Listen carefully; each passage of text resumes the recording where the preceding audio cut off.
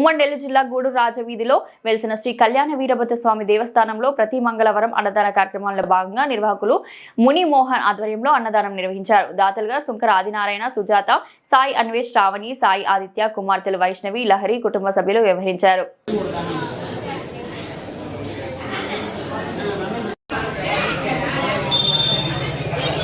కళ్యాణ వీరభద్ర స్వామి అన్నదాన సేవా సమితి గూడూరు ఈరోజు ఉభయదాతలుగా శుంకర ఆదినారాయణరావు గారు, వారి ధర్మపత్ని సుజాత గారు, పెద్ద కుమారుడు కుమార్తె శ్రీమతి శ్రావణి గారు, అల్లుడు వచ్చి సాయి అన్వేష గారు, తర్వాత వచ్చి వాళ్ళ కుమార్తె సాయి ఆద్య మనవరాలు, రెండో పాప వచ్చి శుంకర వైష్ణవి గారు, మూడో పాప వచ్చి శుంకర లహరి గారు అన్నదాతలుగా వ్యవహరించారు.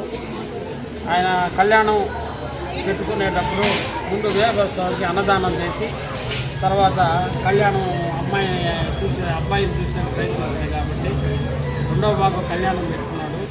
అందువల్ల ఆయన సెంటిమెంట్గా ఇక్కడ అన్నదానం చేస్తున్నారు. అది కాకుండా ప్రతి సంవత్సరం సంవత్సరంలో ఒకరోజు అన్నదానం చేస్తారు కాబట్టి భగవంతుడు వాళ్ళకి వాళ్ళ పిల్లలకి అందరికీ ఆరోగ్యం ఐశ్వర్యాలు ధన కార్యక్రమం